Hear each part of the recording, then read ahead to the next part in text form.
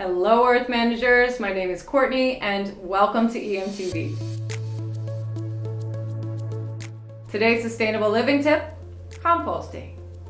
First of all, what is compost? Compost is created by combining organic waste such as food scraps, yard trimmings, and manures in the right ratios, which is then matured through a curing process.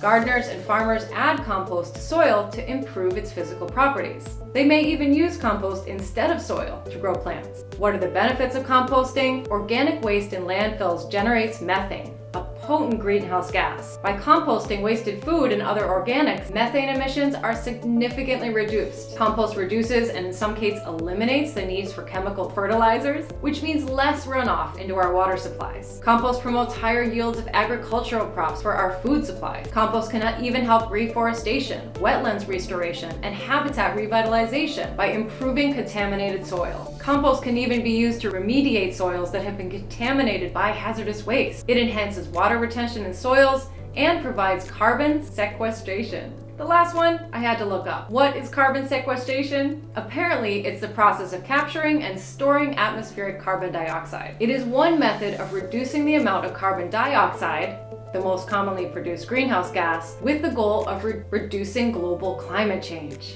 Wow, so lots of reasons to compost, right? But how does it work? Here's my experience. Honestly, I wish I had time to make my own, but it can be a finicky process. So I was super happy to find out that there's companies who will compost for me and even pick it up on a weekly basis. I separate my waste into trash, recycling, and composting. And I use old paper grocery bags to collect it, and they can be composted too. What can be composted? So much. Meat, bones, dairy, shells, paper towels, napkins, and certified compostable serviceware.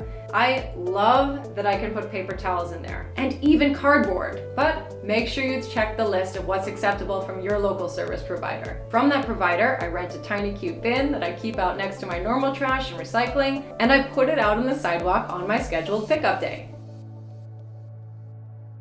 Is it cost effective? Here's what's interesting. I started composting about 3 years ago, and I used to pay $15 a month. But once enough people enrolled, it dropped to $12. And as of July 21st, 2022, the town is actually taking over the bill. Since my neighbors have helped to generate interest in composting, there is now enough people that the town has opted to make it a sponsored service. Pretty cool, right?